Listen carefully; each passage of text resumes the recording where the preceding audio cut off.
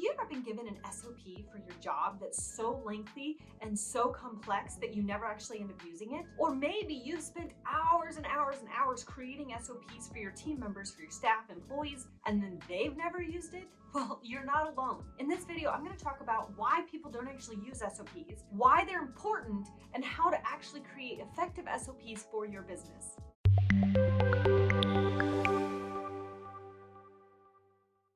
Let's explore some of the reasons why people don't use SOPs.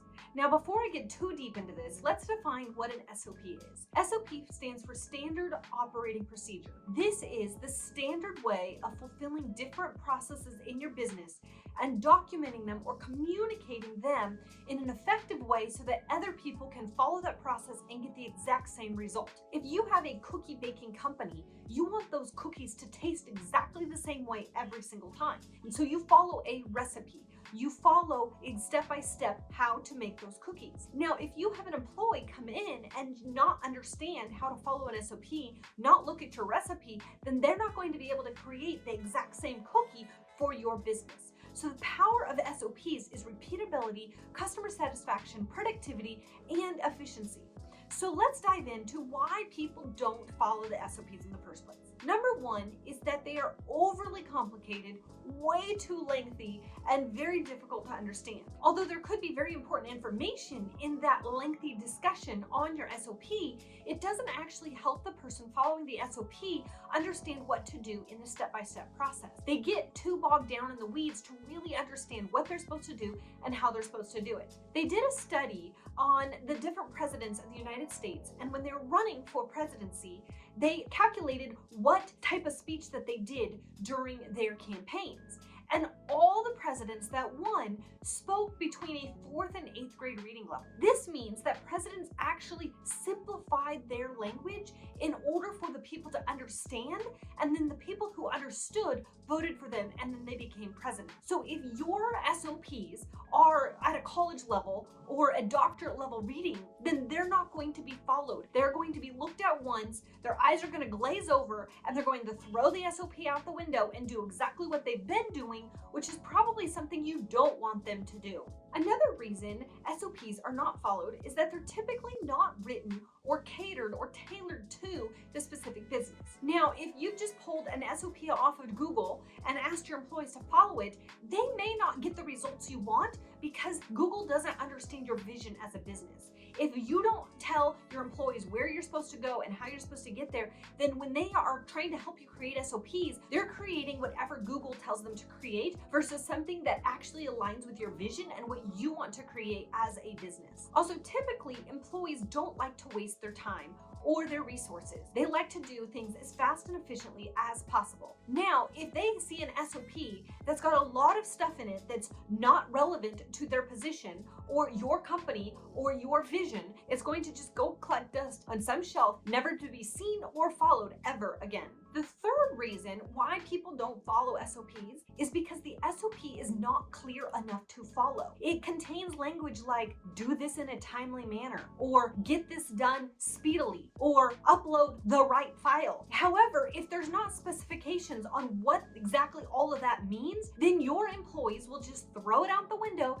and again, not follow what you want them to do. If you want them to follow your SOPs, then follow these 3 steps in creating effective SOPs. So the first way to create an effective SOP is to involve your employees or the people who are actually going to be following the SOP in the process of creating the SOP. Now, this is done in 2 different ways. One, you're not the one doing it, so therefore you shouldn't be the one writing down all the details. You may have a high pie in the sky idea of how things are going to go, but maybe that's not how it actually happens when rubber meets the road. However, by involving your employees in the process of creating the SOPs, you actually see what's going on with the boots on the ground. You see what is happening and how to make an effective process with that knowledge. Knowledge is power in this instance, and by involving your employees, you actually have the power to create systems that are going to move your business from where it is right now to where you want it to be in the near future. The second way to create effective SOPs is to make them simple and easy to understand. If they are written in a way where anybody can read them, understand them, and follow them, then they are more likely to be followed. Now, how do you do this? Is you constantly ask questions with your employees, with your team members, on what doesn't make sense, on what makes sense, on how you can make things more clear. Another way to make this happen is that when you are hiring a new employee, have them use the SOP without any of your input and see where they mess up, see where they have pitfalls, see where they don't understand what to do and they start asking questions. That's when you know you've got to go back and fix some of your SOPs. You need to make them more clear and concise for people to follow them easily and effectively. Now, last but not least is you need to have a way of updating and reviewing your SOPs consistently. By doing this, the SOP stays up to date and it does not become antiquated. It doesn't become a dinosaur sitting in your business. By actually reviewing them and updating them on a regular basis, you can have SOPs that are part of the culture of the company. When the conversation is constantly, what does the SOP say? How are we doing it differently? How do we make a process that's effective?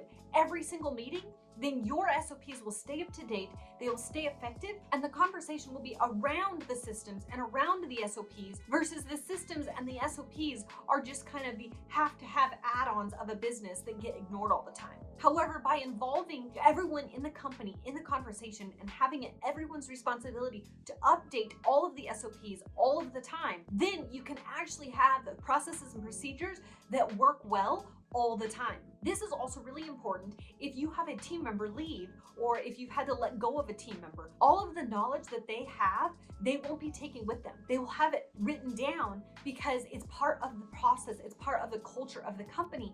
So when they leave and you have a new employee come in, all of that information for the new employee to get up to speed quickly and effectively is right there for them to follow and for your business to not have any type of delays as you have changeover in employees. By following all of these best practices in your business, you can create a business that runs like a well-oiled machine. However, if you do need some more help in systematizing your business, in writing SOPs, and having me help your employees be trained in how to write an SOP, then just click the link below and I'd love to chat with you on how I can help you systematize your business. And as always, don't forget to hit the subscribe button and click that bell so every time I put out a new video to help your business, you'll get notified. I'll see you in the next video.